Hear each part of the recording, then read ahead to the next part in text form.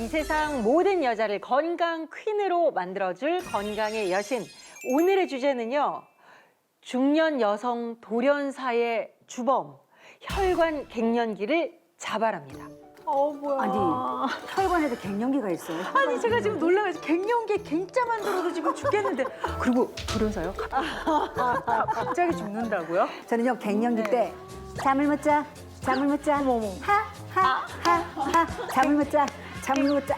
진짜 갱년기 때 불면증 때문에 한동안 굉장히 그 고생을 했거든요. 근데 혈관에도 갱년기가 온다는 얘기잖아요. 그러게요. 갱년기를 앞둔 이제 40대 후반으로서 갱년기 하면 사실 좀 겁이 나고 걱정이 앞서는데 오늘 집중하고 한번 제대로 알아봐야겠습니다. 한의학 박사 이경희 선생님의 미니 특강으로 알아봅니다.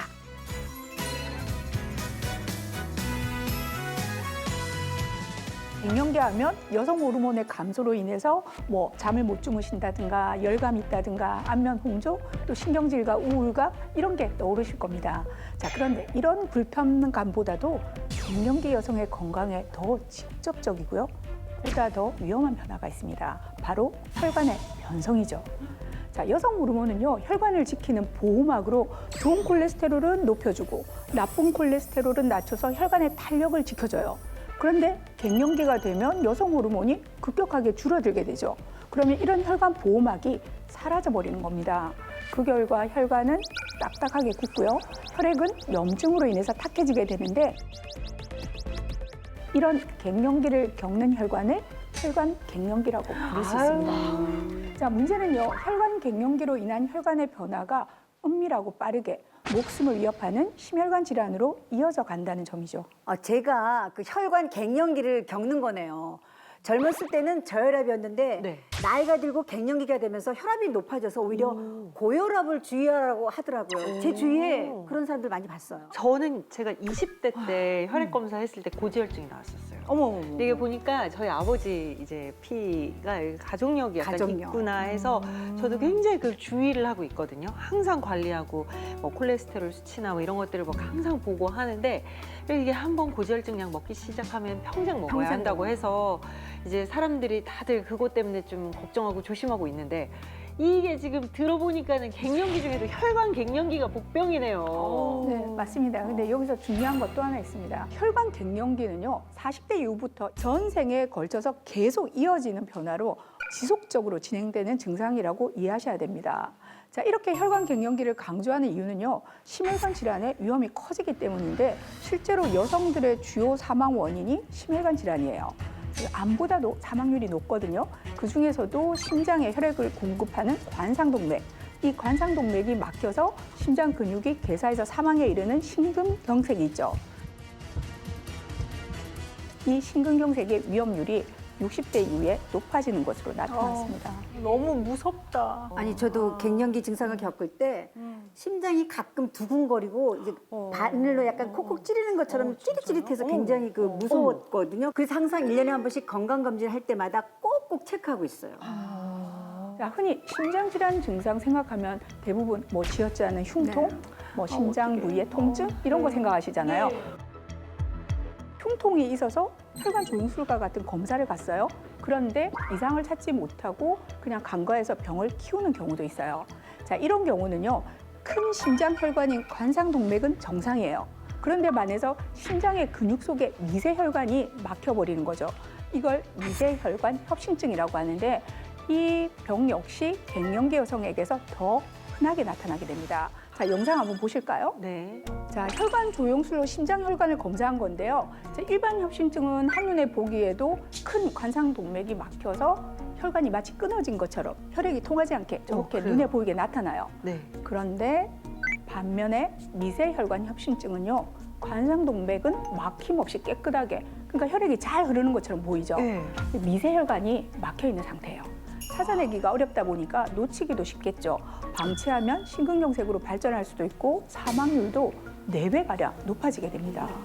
아니 혈관이 막힌 게 보이질 않네요. 아니 근데 저거는 그러면 어떻게 찾을 수 있어요? 검사를 해서는 못 찾을 것 같은데요? 아니, 지금 말씀대로라면 저렇게 해서 발견도 못하고 놓칠 수도 있다고 하는데 이거 뭐 어떻게 해결 방법이 있어요, 선생님? 네, 이게 운동할 때도 가슴 통증이 나타나지만 움직이지 않고 가만히 있을 때도 이 몇 시간에 걸쳐서 가슴이 좀 답답하고 불편하고 숨이 약간 차오르거나 밤에는 잠이 잘 안 오는데 낮에는 늘 피곤하고 잠이 잘 온다. 그러면 의심을 할 수가 있는데요. 이 갱년기 여성은 그 자체로 일단은 고위험군이라서 심전도, MRI 같은 검사를 이용해서 이 다각도로 검사를 해보는 게 좋겠습니다. 아, 이게 존재 자체가 고위험군이라니까. 야, 이건 뭐 어떻게 피할 구멍이 없습니다. 자, 협심증과 심근경색 말고도 혈관 갱년기가 위험한 까닭이 또 있습니다. 바로 뇌졸중이죠. 네, 혈관 탄력이 줄고 혈관 내 염증 환경이 증가하는 혈관 갱년기가 되게 되면요, 탁한 혈액에서 발생한 혈전이 뇌혈관을 막아서 뇌신경이 개사하는 뇌경색에 이르게 되는 거죠. 제가 이해를 돕기 위해서 실제 뇌경색 환자의 수술 영상을 보여드리겠습니다. 자, 혈관이 검은색의 혈전 덩어리에 의해서 아주 꽉 막힌 상태인데요. 미세 클립으로 혈관을 고정하고 혈전을 제거하는 과정입니다. 자, 이야. 네, 혈관에서 나온 검은 덩어리가 바로 혈전이에요? 우리가 피떡이라고 우와. 하는 혈전입니다. 아니, 저기 딱 막고 있는 저렇게 건데.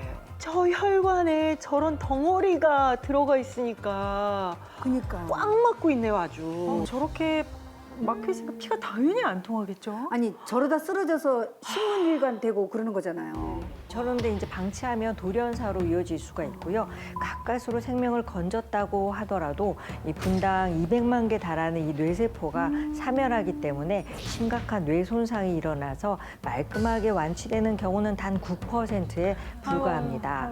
자, 무려 73%는 반신마비나 언어 장애, 또 시신경 손상, 치매 같은 아주 치명적인 장애를 가지고 살아가게 됩니다. 그래서 골든 타임이 중요하다고 하잖아요. 네. 또 무서운 게 가까운 예로 저희 아버님이 약간 뇌경색 전에 네. 그게 발견돼서 치료를 받았지만 네.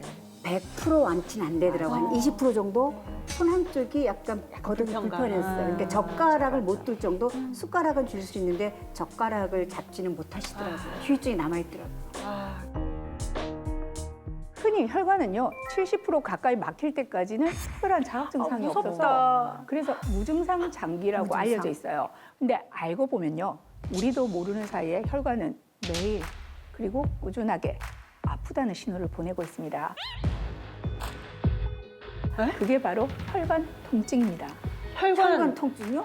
혈관이 아프다는 신호를 보낸다고요? 네. 지금 혈관 통증 겪어보셨어요 하면 잘 모르겠죠. 모르겠어요. 자, 그럼 제가 질문을 좀 바꿔보겠습니다. 여러분들 중에 중년이 되면서 손발이 차가워지고 저요. 저리고 찌릿찌릿하면서 당기고 조이는 증상이 있다든가 아니면 다리가 쉽게 붓고 쥐가 나거나 쥐. 또는 머리가 멍하고 지끈거리고 어지럽고 근육과 관절이 욱신거리고 쑤시는 적 있었나요? 아, 잠깐만. 우리 다 해당돼요. 지금 말씀하시는 거는 그냥 우리 약간 종합병원이에요. 종종 겪는 통증들인데요. 네. 네. 자, 이게 바로 혈관이 나 아파하고 보내는 통증 신호일 수 있다는 거죠. 아팠구나. 자, 혈관은요, 동맥과 정맥, 모세혈관의 형태로 우리 몸을 구석구석 정말 닿지 않는 곳이 없죠. 그리고 우리 몸 속의 모든 장기와 기관은 혈관을 통해서 산소와 영양을 공급받지 않는 곳이 없어요. 그런 만큼 이러한 혈관의 이상 신호는요, 전신 어디서나 나타날 수 있습니다. 아니 이거는 중년 여성들이 달고 사는 증상이잖아요. 근데 당장 크게 어디가 아파서 죽도록 아픈 건 아니니까 좀 이렇게 기다려보면 되지 않을까? 그리고 혈액순환이 좀 안 되는 것 같으니까 몸에 좀 혈액순환이 좋은 걸 먹어볼까? 이렇게만 생각했지 혈관이 보내는 아프다는 신호라고는 전혀 생각을 못했던 거죠. 맞습니다. 우리 모두 천천히 느리게 그리고 건강하게 나이 들고 싶죠. 그렇죠. 자, 어느 날 갑자기 생명을 앗아갈 수도 있고 생명을 건졌더라도 저 극심한 후유증으로 고통스러운 노후를 보내고 싶지 않으시다면 혈관 갱년기 꼭 잡으셔야 합니다. 중년 여성 돌연사의 주범 혈관 갱년기를 잡아라. 자, 그렇다면 어떻게 해야 이 혈관 갱년기를 잡고 젊고 건강한 노후를 보낼 수 있는 걸까요? 닥터들의 실전 건강법으로 자세히 알아보겠습니다. 혈관 갱년기를 잡고 젊고 건강한 노후를 보내고 싶다면 혈관 독소를 해독을 해서 혈관은 튼튼하게 그리고 혈액은 깨끗하게 만들어야 됩니다. 아니 혈관 독소는 또 뭐예요? 혈관의 독소라고 하면 혈관을 손상시키는 여러 가지 유해 물질을 의미합니다. 혈관 독소의 대표적인 게 바로 중성지방과 나쁜 콜레스테롤이에요. 우리가 음식을 통해서 섭취하는 지방의 95%가 중성지방의 형태로 섭취를 하게 돼요. 내가 만약에 지방 아니고 탄수화물로 먹었다. 근데 이 탄수화물이 몸에서 에너지로 쓰고 남으면 간에서 중성지방으로 바뀌어서 중성지방으로 저장이 됩니다. 자, 그러니까 고지방 식사를 하거나 고탄수화물 식사 같은 잘못된 식습관 때문에 중성지방의 수치가 높아지게 되면 나쁜 콜레스테롤 수치까지 증가를 시키게 됩니다. 그래서 심하면 심내혈관 질환을 일으켜서 생명에 지장을 줄 수가 있습니다. 작년까지만 해도 제가 검사를 했을 때 중성지방, 콜레스테롤 수치가 조금 높았었어요. 그래서 고지혈증 전 단계 진단을 받아서 굉장히 긴장을 했었는데 와 이게 혈관 속에 기름때가 낀 거라고 생각할 수 있잖아요. 야 이거 너무 충격적이다. 네, 맞습니다. 이 고지혈증이란 그 말 그대로 이 혈액 중에 기름 성분인 콜레스테롤이나 중성지방이 많아진 그런 상태를 말합니다. 혈액 속에 지방 성분이 많은 상태가 지속되면요, 콜레스테롤이 혈관 벽에 붙어서 쌓이게 되면 덩어리를 형성하고 이게 점차 커지면 혈관 안으로 돌출해서 혈액이 지나는 통로를 좁게 만들게 됩니다. 체열한 혈액을요 한 5분 가량만 두면 빨간 피가 아래쪽으로 있고 혈청이 위쪽으로 분리가 되는데 정상 혈액은 위쪽이 이렇게 투명한 반면에 중성 지방이 심각한 혈액은요 혈액에 있던 지방이 분리돼서 마치 저기 하얀색 우유처럼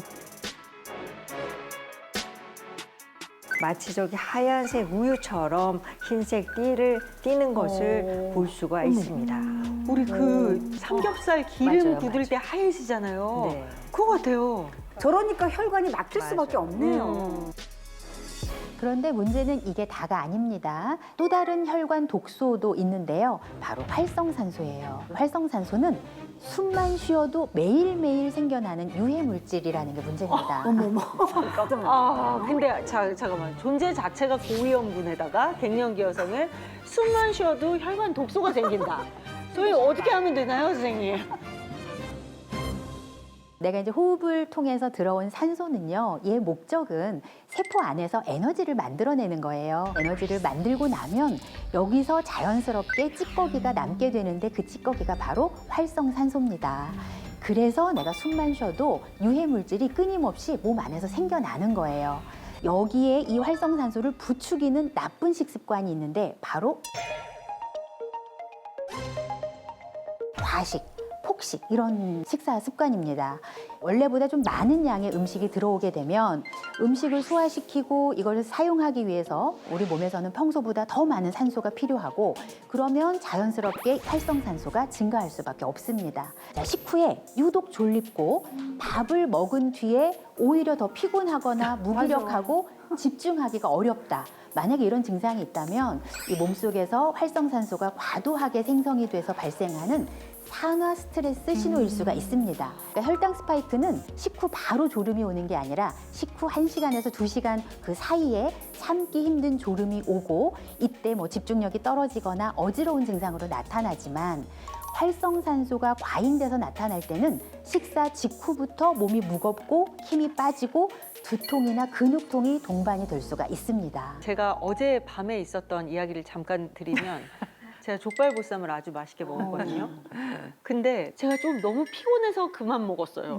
먹다가 피곤함이 느껴져서 네, 먹다가 와 이거 너무 좀 피곤한데? 이런 생각이 이게 단순히 그냥 배가 불러서가 아니라 혈관 독소가 생겨나고 있었다는 걸 수도 있는 거잖아요.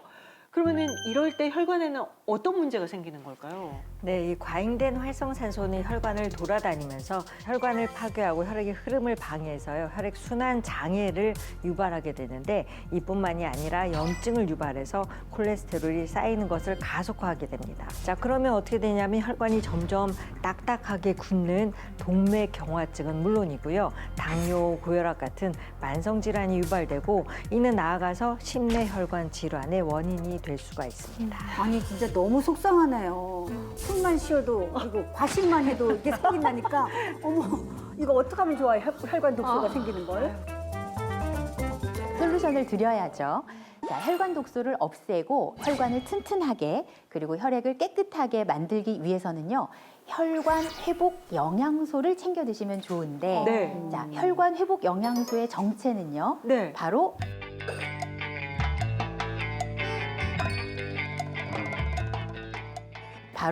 단백질입니다. 어머, 단백질은 근육 아니에요? 우리가 그게? 흔히 알기로? 그럼 그 단백질 좀 어색한데? 보통 단백질 하면 여러분처럼 근육 건강만 주로 생각을 하십니다. 네. 그런데 이 단백질이 부족하면요, 지방이 혈관 안에서 정체가 되고 이게 독소로 변해버려요. 자, 왜냐하면 이 단백질이 중성지방 그리고 콜레스테롤을 운반하는 그런 트럭 같은 역할을 해주거든요. 중성지방, 콜레스테롤 이 두 가지는 지방성 물질이에요. 그러니까 지방과 친한 지용성 물질입니다.